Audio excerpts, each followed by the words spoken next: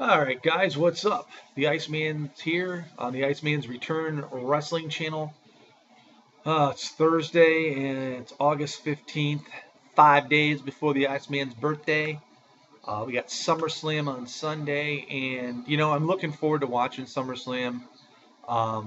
Not for the actual results, but to see what leads up to the actual results.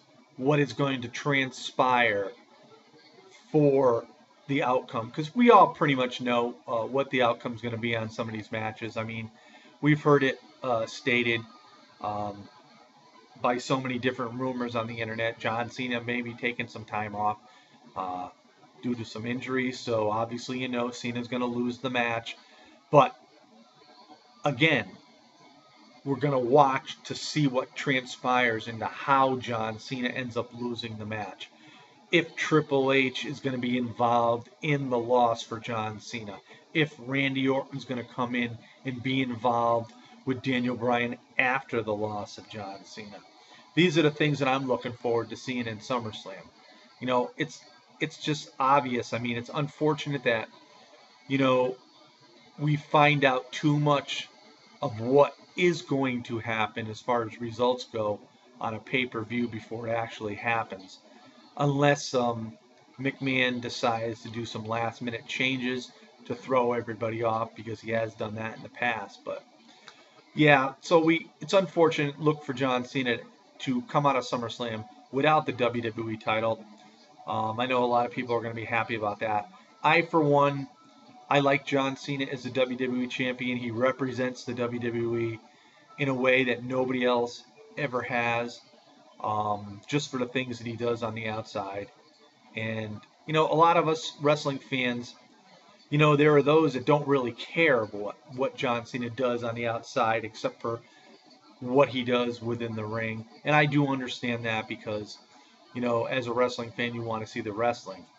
But I want to say this also. I think the WWE lately has gone off course, just for the simple fact is they're leaning away from the real wrestling aspect of the WWE. It's really, really getting one-sided now with the entertainment value. Um, and it seems to me that the McMahons are trying now to showcase more of themselves than of their superstars. They do include their superstars in their showcasing because they have to, but it just seems like lately it's all about the McMahons, and we haven't seen it like this in quite some time. They used to do it a lot in the past, and they're including Triple H amongst them, and I don't have a problem with Triple H being involved in some matches, but there again, when somebody retires, it seems like in the WWE, it's never really a retirement because they always seem to come back in one capacity or another. There are rumors going on at Night of Champions that Vince and Triple H are having a feud, and it may beef up more at Night of Champions. Now, if this is the case, this is my exact point. They're showcasing themselves. It's just like on SummerSlam. Now they're leaning more towards the diva side again than what they have been in the past. And it's, to me, it's unfortunate too, for the simple fact that I think the roster for the divas now is far less than what they used to have, and I think the roster in the past was far much better than what they have now. So we're going to see one of the Bellas go up against Natalya at SummerSlam. We're also going to see AJ Lee and Caitlyn in a mixed tag team match on the main event card, or not the main event card, but on the main card at SummerSlam. And we see Dean Ambrose and RVD pushed to the pre-show match, which this match should be on the main card. But I do see some reasonings behind the fact that they want to have a good kickoff match for SummerSlam. But, you know, SummerSlam being one of the biggest events of the summer, I think has really been rattled and, somewhat tainted just for the fact of all this outside McMahon interference. I mean, a lot of people like it when the McMahoners are involved, but for me, a John Cena Daniel Bryan outright match is an ultimate match to be played out at SummerSlam.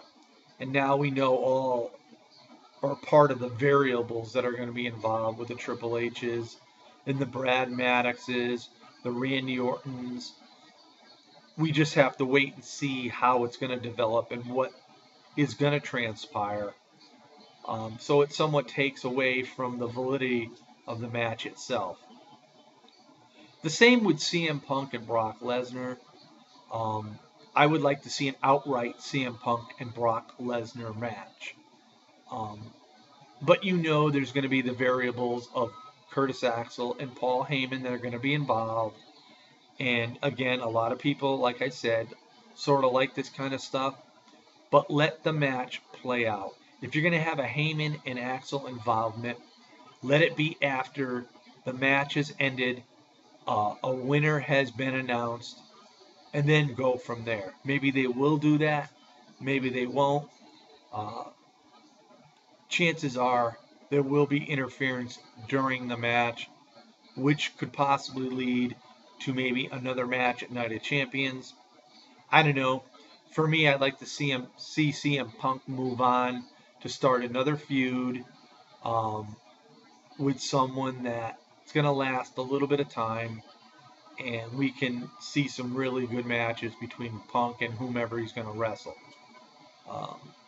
I think this Brock Lesnar thing's been going on since WrestleMania, or not really since WrestleMania, but since CM Punk came back after WrestleMania. And for me, I don't mind Brock Lesnar being around. I just don't like the fact of these part-time guys coming back and getting involved in major pay-per-view storylines where the WWE could have somebody on their roster that doesn't get much airtime to be used in a way to get that airtime to maybe possibly get more fan reaction and more fan support. But again, it's all about the dollars and cents with the WWE, and yes, it is a business. I do understand that. But for me, this SummerSlam, yes, I'm going to watch it. Am I looking for it as far as anticipation and can't wait to see what's going to happen? No, because I pretty much know what some of the outcomes are going to be. I'm looking forward to it for the fact I want to see how it develops, how that final ending is going to develop to how it's going to be. So that's what I'm looking forward to watching. As far as the outcome goes, you pretty much know the outcome. If you watch NoDQ.com, Aaron Rift, a lot of times, he's right the majority of the time. I do feel somehow he gets inside information because a lot of his predictions do come true. So that's why a lot of times I avoid watching his predictions about a pay-per-view, because I think he does have inside information and I think he actually knows what the outcome's going to be. So I do avoid watching that because I don't want to know. I just don't want to know. I mean, for other YouTubers to come up and give their predictions and whatnot, that's one thing. But somebody from a wrestling site that seems to be right 99% of the time, I don't want to know the answers. I mean, a lot of you guys out there do. That's your choice. But anyway, again, SummerSlam a few days away.